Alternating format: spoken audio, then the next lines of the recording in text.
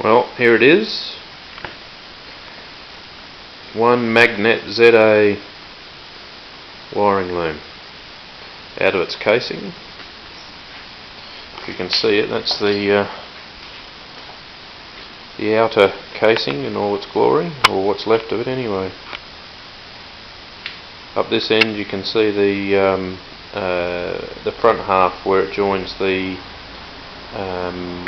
gauges and switches, and offshoot where it goes to the rear half of the car.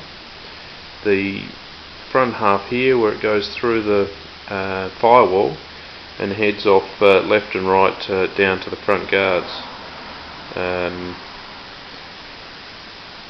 Having to rebuild this one rather than get a new one, a little bit too pricey, so I'll be giving it a go.